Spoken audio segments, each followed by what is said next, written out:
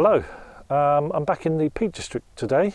I've come over to the west side of Peak District, an area called the Roaches. Conditions really nice, sun's out, clear blue sky. Hopefully you're going to get a bit more cloud in the sky because there's nothing worse than just a bland empty sky, but otherwise I'm going to have to add some sky in later in Photoshop. I'm kidding. So my main view is going to be looking east along the Roaches towards the next hill, which is Hen Cloud. The sun will be setting over there in the southwest this afternoon, so it should provide some nice side light for my main view. Before that though, I've come to the other end of the Roaches. I've come to photograph this nice derelict barn or cottage here, surrounded by the trees. And we've got some nice dry stone walls around it as well. So this is my first view, the Roaches view, later on this afternoon. So I hope we have a good afternoon shoot.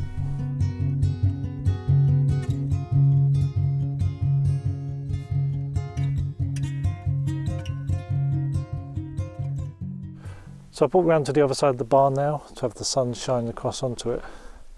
Unfortunately the sky is clear blue looking that way, so it's not really adding any interest, so I'm going to try and remove as much as I can of that as possible. To be able to do that I need plenty of good foreground detail. So I've actually come the other side of the dry stone wall here. But what I've done is I had a 35mm lens on to start up with, so I was shooting from back here, but with the angle I had the wall in shot and the trees, but I didn't have much of the field in the middle of the picture, and so the picture was being a bit compressed and there wasn't a sense of depth. So what I've done now is switch over to the wider lens, which is a 24mm lens, moved a bit forward to allow for that. And that's still enabled me to get the trees and the barns in the background, but also the wall in the foreground. But what it's done is open up the middle ground because I can see more of the field as I get closer in between the gap. And so that's increased the sense of depth in the picture. There's now the three elements, the wall, the field, and the trees and the barn in the background.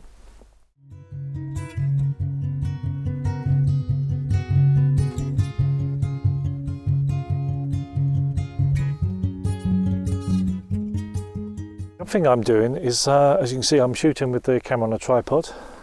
Now obviously it's a really bright sunny day, and obviously even if you have image stabilizing systems etc in your cameras, I could easily get away with taking this picture handheld without having to worry about camera shake. But the reason I'm using a tripod is not just about keeping the camera steady, it's about composition. Using the camera on a tripod is slowing me down. I'm thinking about these situations with the depth. I'm thinking about the light. I'm thinking about my filters. I'm thinking how all the picture's going to come together. I'm not just snapping away as you would do handheld and do all sorts of shots around here. I'm slowing down. I'm getting the picture right. I'm moving the tripod back and forth, getting everything really precise.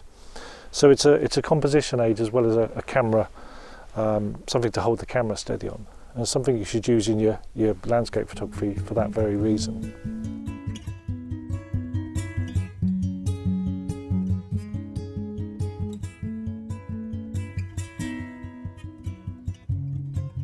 Now I'm still using the 24mm wide angle lens as I've moved down the wall a bit here, but I'm turning the camera around to the left and having the barn over on the right hand side of the frame. Because I'm using the polarizer with this wide angle, well, I've noticed that I'm getting a bit of uneven polarization in the sky. When I turn the polarizer to its maximum effect, it's affecting the sky over to the right, but where the sun's shining on from the left, there's a paler area of sky and it's looking a little bit uneven. So what I do in these situations is to get out a 2-stop soft grad and place that over the area of the sky that's lighter. Now it needs to be the soft grad so that you get a nice graduation that blends in nicely.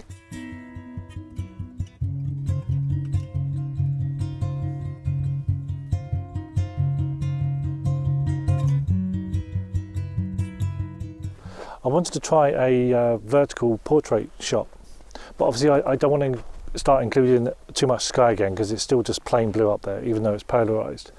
So what I've done is to move down and include this rock and snow that we've got here now in the immediate foreground. So it's this side of the wall. So that's going to allow me to tilt the camera down to include even more foreground while still keeping the sky, or that empty sky, just 1/3.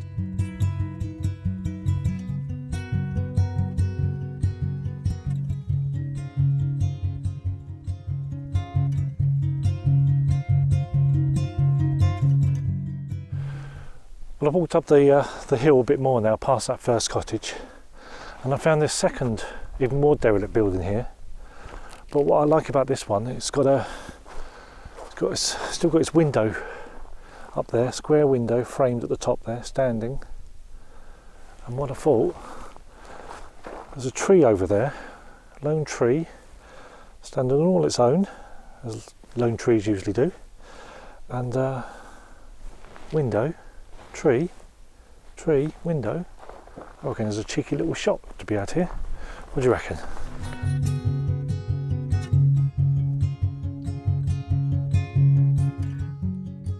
So I'm moving towards the barn itself now.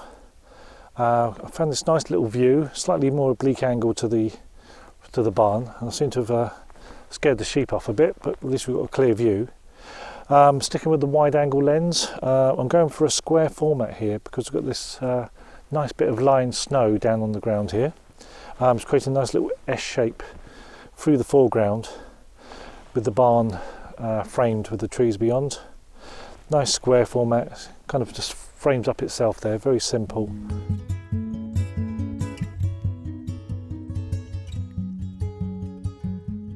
And then moving around once again, almost looking straight into the light here. Quite a tricky shot to do, but I'm now using the wall that wraps around the barn to snake its way down the picture. Got the nice silhouetting of the bare trees there, and then the barn on the right. I'm using a couple of soft grads, trying to hold back the brightness of the sky. I've got a 0.9 and a 0.3, one slightly higher than the other, just to cover the sky and enable me to get some detail in the wall in the foreground here, but balance that sky above.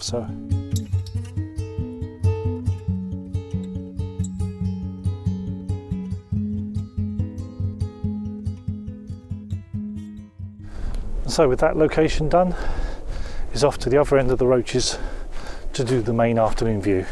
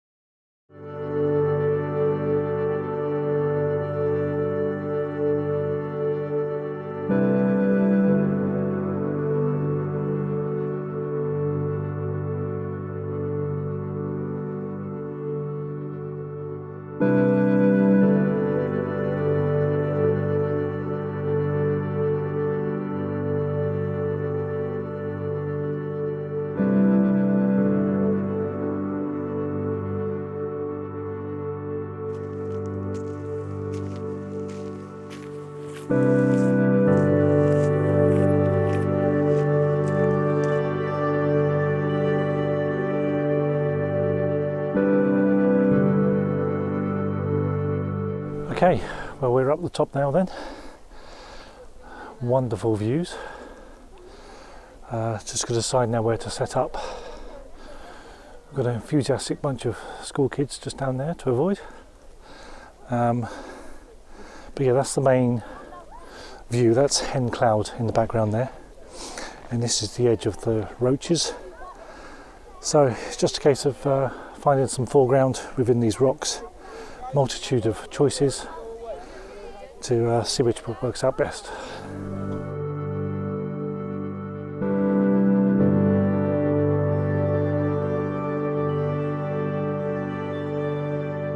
Well, I've set myself up here then for the first shot, looking out towards Hen Cloud there in the distance, with the rock here on Roaches in the foreground. I wanted to set up so I could perhaps get a rectangular standard shot, but also be ready to do a panoramic from the same sort of position, because we've got the nice reservoir over there in the distance, which would be nice to bring into the shot as well, but I need to wait for that sun to drop down onto the horizon for that view.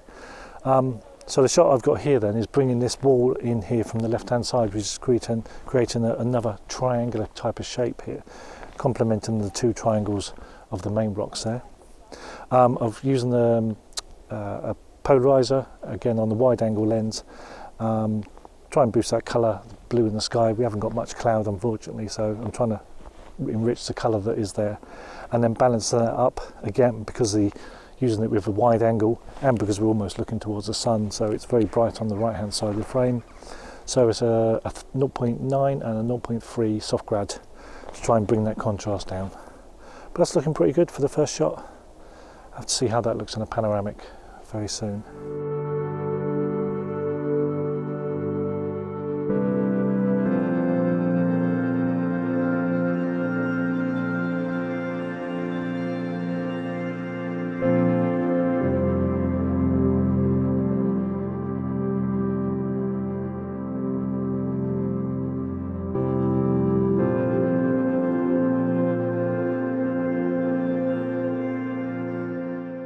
So I'm staying in this one position to do my compositions this evening, but I wanted to do a vertical shot, but we've got that clear sky again this evening, just as we had earlier in the day.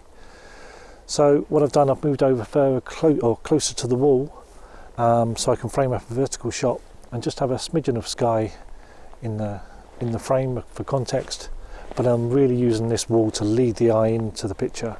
It's nicely lit, nice and warm light on from the sun, and that's making a nice shape down through the picture to the main rocks in the distance there.